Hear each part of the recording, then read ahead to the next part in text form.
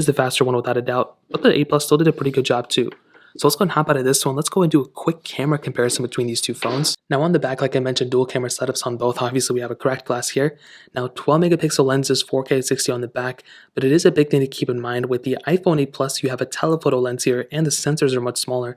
Whereas on the iPhone 8, on the iPhone 13, you have a dual camera setup, wide and ultra wide, with an ultra-wide sensor. So you don't have a telephoto lens, but you do have an ultra-wide sensor. Now in terms of the camera UIs, as always, you have almost the same exact thing, and both are on iOS 15.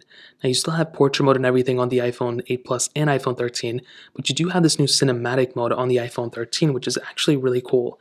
I like this feature a lot. I've made a video or two on this already, and I think it's a really awesome feature. Now the 8 Plus's camera, like I mentioned, has always been pretty good. It's treated me well.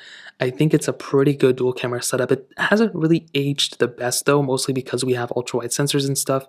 Only 1080p at 30 on the front as well, no 4K 60 on the front, but you do have 4K 60 on the back. The iPhone 13 can shoot 4K 60 on the front and the back, so that is a massive difference for sure. But the iPhone 8 Plus camera still is pretty good in my opinion. Now with the iPhone 13's camera, I mean, this one is definitely the best camera out right now for, I guess, the budget tier iPhone, but the 13 Pro has better camera. This thing has all the features you want, ultra wide sensor.